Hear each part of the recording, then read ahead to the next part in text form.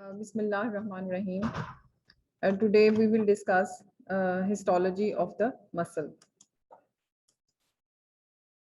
Muscle tissue is basically a specialized type of the connective tissue, and it is composed of differentiated cells containing contractile proteins. So muscle tissue has a basic property of having contractile proteins, which include actin and myosin. Both of these proteins are specialized for contraction. Three types of muscle tissue in mammals can be distinguished on the basis of morphological and functional characteristics. Functional characteristics include the muscle is voluntary or involuntary, and but the morphological features are the ones which we see with the help of microscope. So on the basis of microscopic features or morphological features, so remember these two terms, microscopic and morphological, because or histological. All these three terms are used for microscopy, and you can be asked by using any of these words: morphological, histological, or microscopic. Each type of muscle tissue has a structure adapted to its physiological role. So wherever the muscle tissue is present, it is adapted according to its requirements. Few terms which are specially used for muscle tissue and not used for other type of the tissue includes the cytoplasm. Cytoplasm of the muscle cell is called sarcoplasm, and the smooth endoplasmic reticulum is called sarcoplasmic reticulum. So where we have to discuss muscle tissue, we will be using these terms rather than cytoplasm, sarcoplasm, and rather than endoplasmic reticulum, smooth endoplasmic reticulum, sarcoplasmic reticulum. Sarcolemma is the cell membrane. This is also called plasma lemma. So sarcoplasm, sarcoplasmic reticulum, and sarcolemma, these are the terms which are specific for the muscle tissue. Three basic type of muscle tissue are skeletal muscle, cardiac muscle, and smooth muscle.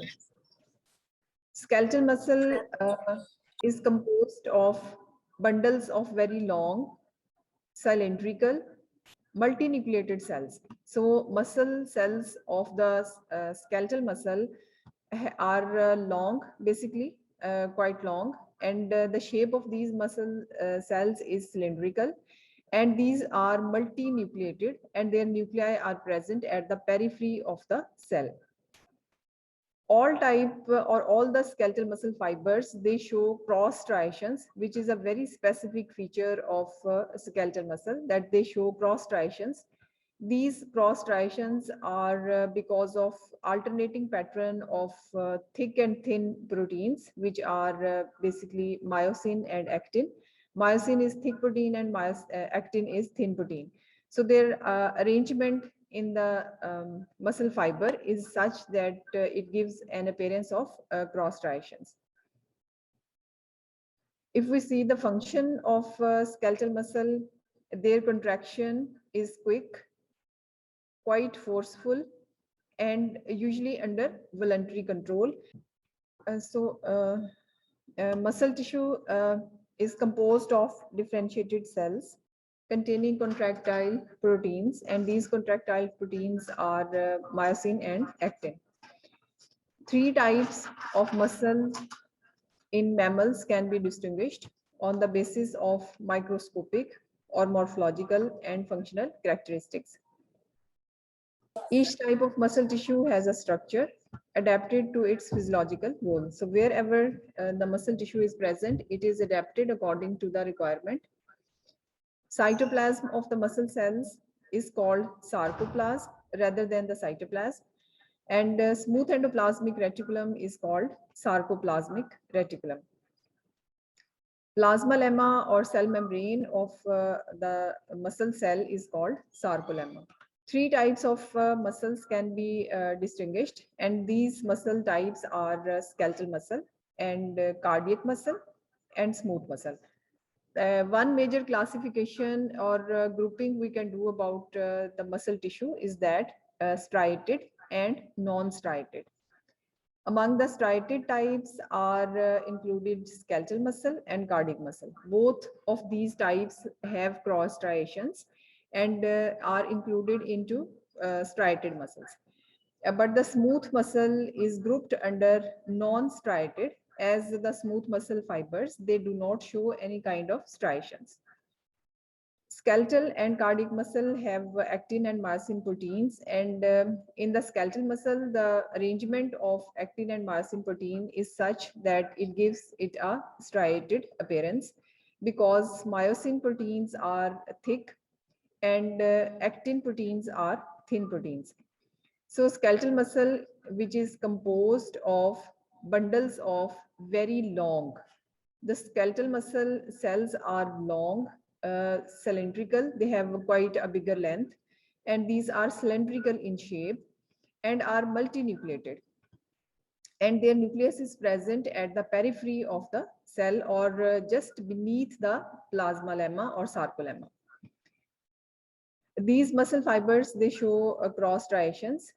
And if we consider the function of the skeletal muscle, their contraction is quick, forceful, and under voluntary control, usually under voluntary control. For example, skeletal muscle of the upper limb or lower limb or hands, it is all under voluntary control. We can move according to our will. It is caused by interaction of thin actin filaments and thick myosin filaments. So these actin and myosin are basically responsible for the movement of the skeletal muscle. Cardiac muscle, which is present in the heart, it has also cross striations, but these cross striations are less marked if we compare with the skeletal muscle. In the skeletal muscle, cross striations are more marked, and in the skeletal muscle, cross striations are more prominent and easily visible on light microscopy. Or in cardiac muscle, cross striations are present, but these are less marked. It is composed of elongated and branched individual cells. Skeletal muscle cells are not branched, they are cylindrical in shape and have multinuclei. But the cardiac muscle cells, they are elongated and branched, and individual cells lie parallel to each other. At sites of end-to-end contact are intercalated discs. These are specialized structures which are characteristically present in the cardiac muscle and are absolute feature of cardiac muscle, that intercalated discs are present, and this is a point of identification of the cardiac muscle as well. These structures are found only in the cardiac muscle and are present where the branches they communicate with each other. In contrast to skeletal muscle, the contraction of cardiac muscle is involuntary, it is rhythmic and vigorous. Cardiac muscle is one of the most strongest muscle of the body, as the muscle fibers of the heart, they branch and intermingle with each other, and their rhythmic contraction produces a vigorous and strong contraction. Smooth muscles consist of collections of fusiform shaped cells that do not show cross striations. As I told you earlier, that we group the muscles into two groups, striated and non-striated.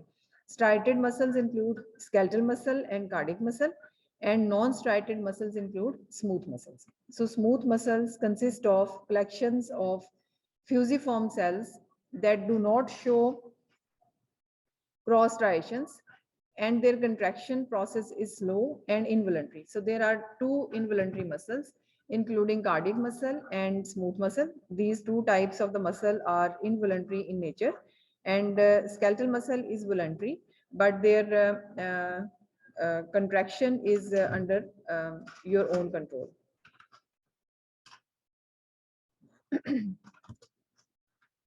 Here, if you see, this is skeletal muscle fiber. And here you can appreciate cross striations, darker lines and lighter lines on the cut section of the skeletal muscle. And skeletal muscle is composed of myofibrils. These are the myofibrils, and you can appreciate nuclei which are present on the periphery of the myofiber. This is one myofiber, this is another myofiber, and this is another myofiber. Each myofiber is enclosed in a layer of connective tissue. This is a layer of connective tissue which is present around each muscle fiber, and this connective tissue layer is called endomysium. And along the length of these muscle fibers on the periphery are present nuclei, and each cell has more than one nucleus, so these are multinucleated. If we take a cross section over here, you can appreciate that this is the muscle fiber, and here this is in between running connective tissue which separate the muscle fiber or enclose each muscle fiber in a separate sheath, and this separate sheath for each muscle fiber is called endomysium. And the skeletal muscle contract strongly, and they are quick in their interaction, and they are under voluntary control, so they have strong quick discontinuous voluntary contractions. The cardiac muscle has cross striations. You can appreciate these cross striations on the muscle fiber, and in between are present these disc-like structures which are called intercalated disc. If you see that these muscle fibers are branching, they branch and then they mix with each other. Cardiac muscle fibers have a unique feature that they are branched, and then these branches unite with each other. And where they unite, there is present a structure which is called intercalated disc. This intercalated disc is a characteristic feature or unique feature of cardiac muscle fiber. Cardiac muscle fibers are strong, quick, continuous, involuntary contraction, and it is one of the strongest muscle of the body, and it has a rhythmic pattern of contraction and is involuntary in character. We do not feel our heart muscles contracting every minute. Smooth muscle cells are present in the form of sheets. This is one single fusiform spindle shaped.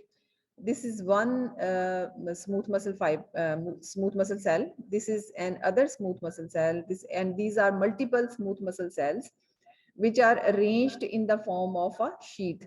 And in between these smooth muscles, there is a very minute quantity of connective tissue which is negligible.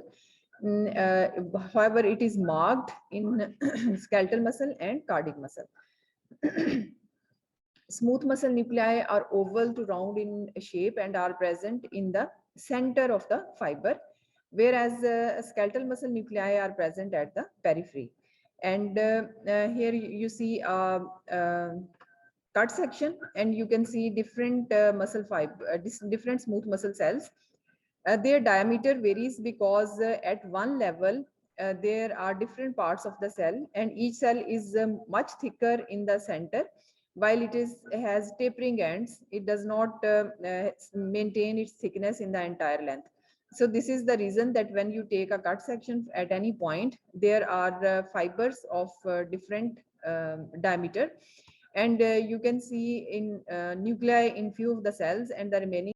So smooth muscle cells are present in the form of sheets, and these sheet of the muscles, if we take a cut section at any point, you see muscles of different diameter here, and this variation in diameter of the fiber is because the muscle cells have tapering ends, so they do not maintain their thickness in the entire length. And you can see the central nucleus which is present into the cut section of the smooth muscle. However, few of the fibers do not show nucleus because of place of the section of the muscle.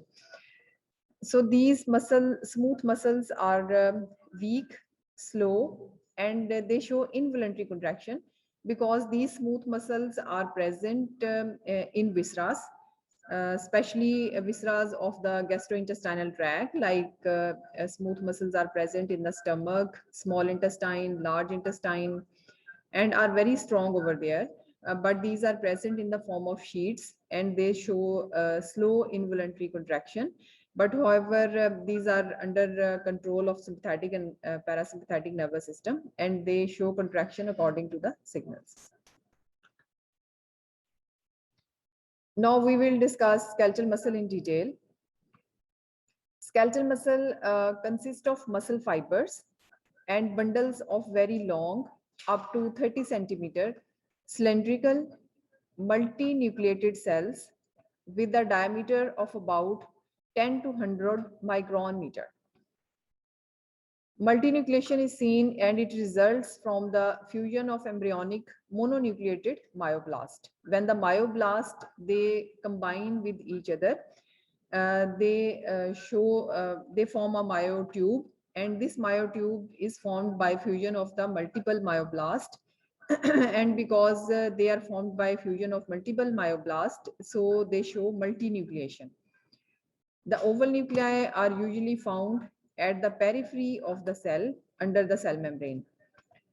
The characteristic nuclear location is helpful in distinguishing skeletal muscle from cardiac and smooth muscles, both of which have centrally located nuclei. Cardiac muscle have central nucleus, smooth muscle have central nucleus, but the skeletal muscle have nuclei which are multiple and at the periphery. This is a cut section from a muscle fiber, skeletal muscle fiber, and this is the histological section, or this histological section is stained with the hematoxylin and eosin.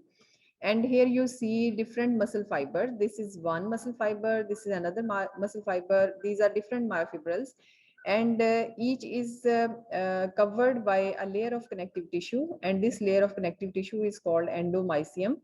And this muscle cell shows multiple cross striations, and these cross striations are because of presence of thick myosin and thin actin filaments.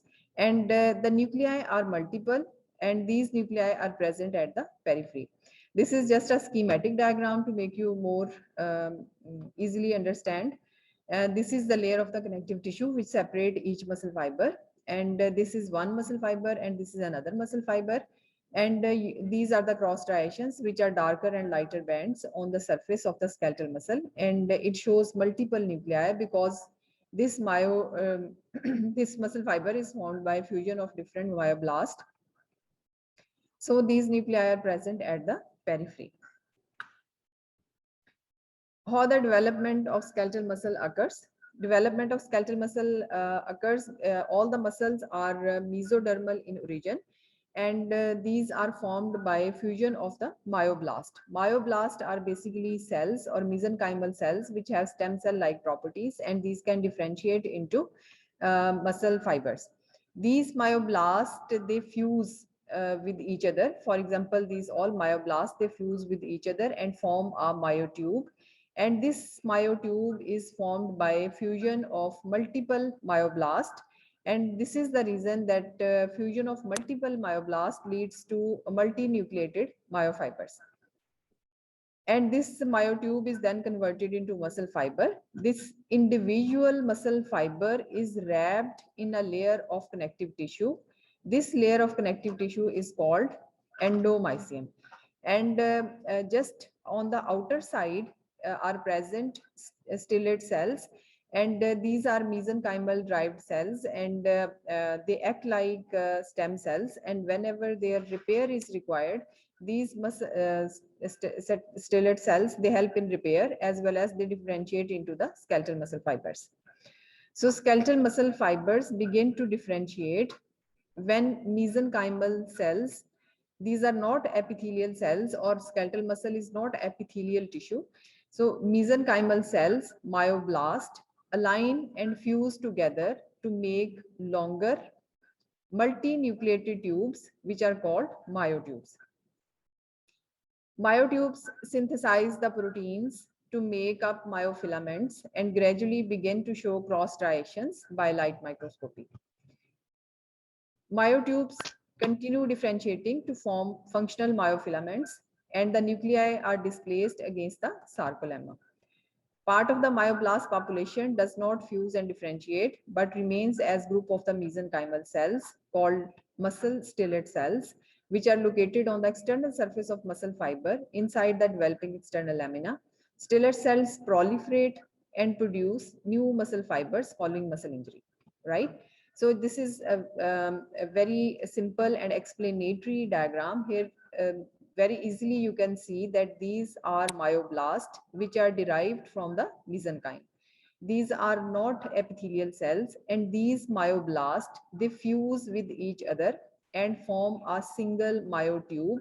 This single myotube is formed by fusion of multiple myoblasts. So this is the reason that the skeletal muscle is multinucleated, and these nuclei, they arrange themselves just beneath the sarcolemma, and so their location is peripheral. Some of the myotubes, myoblasts, which do not take part in the formation of myotubes, they remain on the outer surface, or the outer surface has mesenchymal derived stellate cells, and whenever there is injury to the muscle fiber, these stellate cells become active and they produce new muscle fibers if there is any kind of the injury.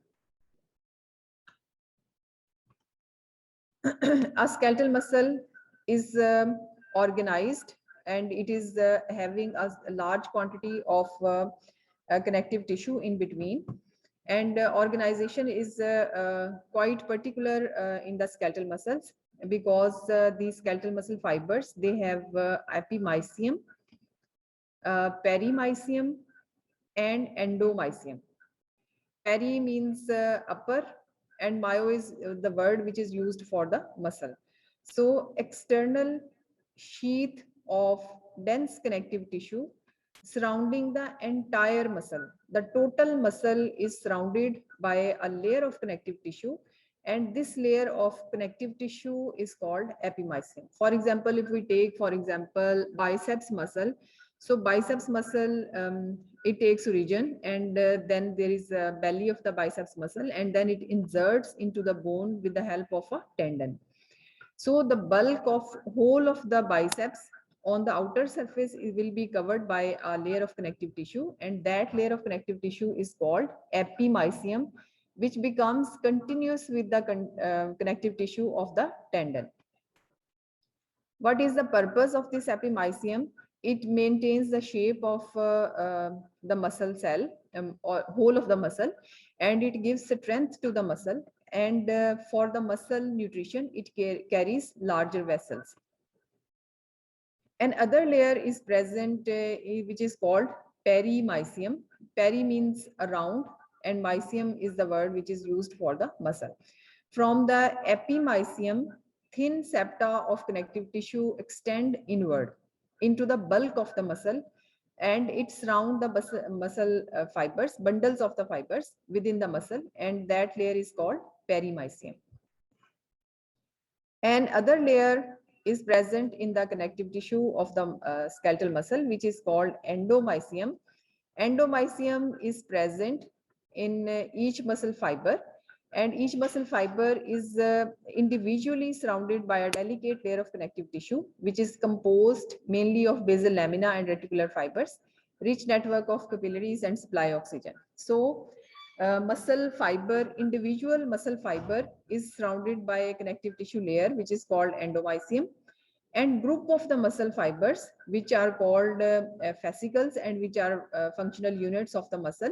They fascicles or group of the muscle fibers are surrounded by perimysium, and multiple groups of the muscles make a complete muscle, and on the whole, the muscle, on the entire, as an entire muscle, it is surrounded by another layer which is called epimysium.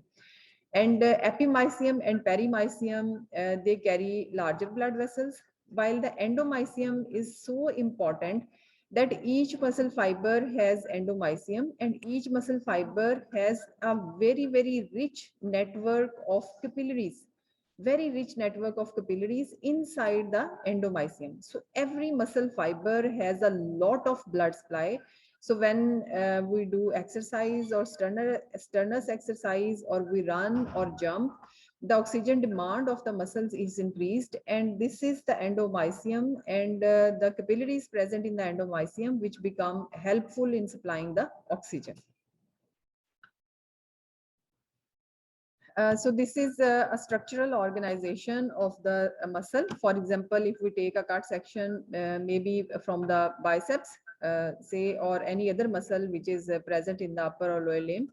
So this, the entire muscle as a whole, just one entire muscle as a whole is covered into a layer of connective tissue, which is present on the outer side as a covering. As a covering, it is present on the outer side. This yellowish golden coloring which is present on the outer side, composed of muscle fiber, collagen fibers, is called epimysium. And from this epimysium, multiple extensions of this connective tissue extend into the bulk of the muscle fiber. These are multiple extensions of connective tissue which are extending from this epimysium inside or inward into the skeletal muscle.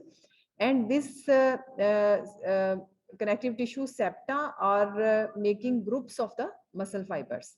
This is one group of the muscle fiber, and this is another group of the muscle fiber, and this group of the muscle fiber is called fascicle. So each muscle fascicle become surrounded on all the sides by a layer of connective tissue which is called perimysium, right? So each muscle has multiple fascicles. Like in this section, we can see that this is 1, 2, 3, 4, 5, 6, 7 muscle fascicles which are present in this muscle. So these are all surrounded by a layer of the connective tissue, and this layer of the connective tissue is called perimysium. Then these are the individual muscle fibers.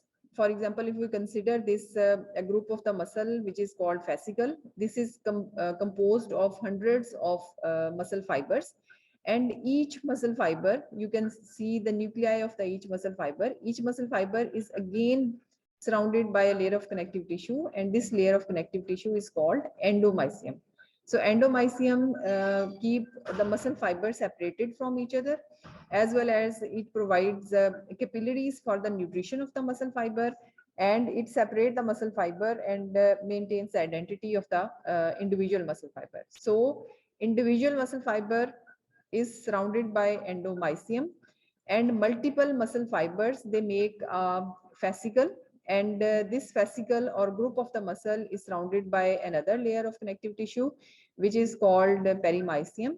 And finally, the groups of the muscle fibers or fascicles are surrounded by another sheath of the muscle connective tissue, and this sheath of the connective tissue is called epimysium.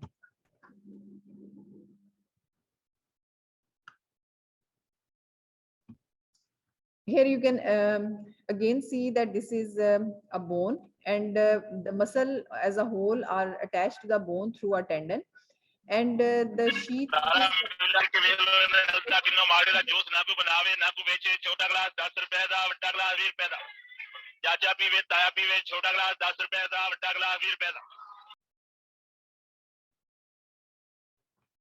बेटा आप किसी गलत जगह पे आ गए, आपकी जगह तो कोई मंडी में है, आप वहां जाएं.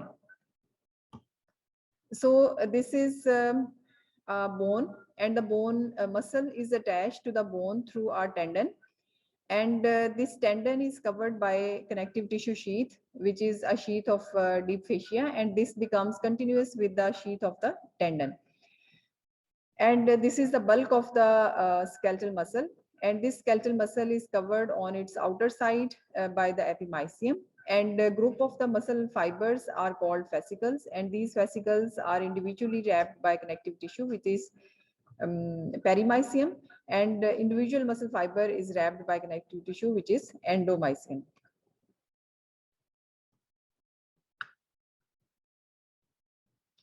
On a cut section, histological section, which is stained by eosin and hematoxylin stain, which are the basic stains of histology. This is a layer of the epimysium, which is the outer most covering of the muscle fiber, and this is composed of collagen fibers, and you can see fibroblast like cells and fibroblast like nuclei which are present inside the epimysium. And these are individual muscle fibers, these individual muscle fibers which are showing nuclei at the periphery, and this is the connective tissue septa of the perimysium which are running inside the muscle fiber, and groups of the muscle fibers which are fascicles are enclosed by the layer which is perimysium, and the individual muscle fibers are enclosed by a layer of connective tissue which is endomysium.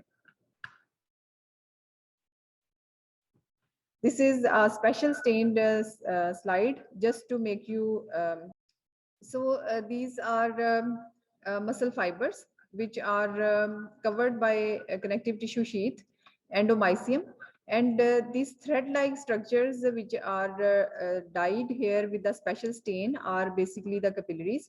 And so this is a slide which is showing the importance of basically endomysium, because endomysium is rich in capillary network, and you have to remember this characteristic feature of the endomysium, because when we do exercise and the muscle undergo any kind of stress, these capillaries are basically the major source of supplying oxygen to the muscle which is under stress.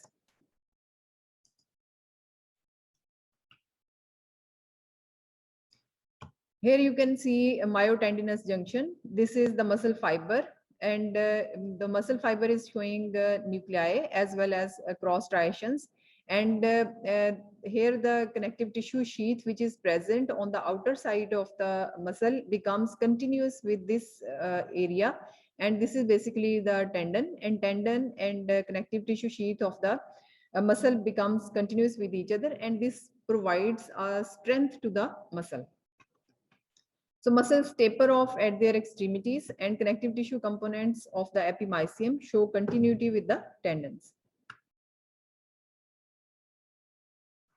Muscle fiber, each muscle fiber with the help of light microscopy show longitudinal, in the longitudinal sections, muscle fibers show cross striations of alternating light and dark bands. The darker bands are called A bands and lighter bands are called I bands. In the electron microscope, each I band is bisected by a dark transverse line, that is the Z line. Repetitive functional subunit of the contractile apparatus, the sarcomere, extends from one Z line to the other Z line and is about 2.5 micron long in the resting muscle. So if you see here that this has darker striations, and these darker striations are basically because of heavy protein myosin. First year आवाज आ रही है आपको? Yes, ma'am. Yes, ma'am. Okay. So this is the myotendinous junction. And this is electron microscopic picture of a skeletal muscle. And here you can see that there are darker bands and alternating lighter bands.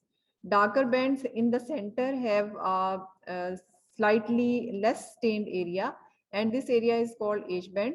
And thin bands are basically I bands, and this is because of actin proteins. And in the center, they have a darker zone. This darker zone is called Z line. And one sarcomere is between two Z lines. So if we start from one Z line to other Z line, this is one muscle functional unit which is called a sarcomere.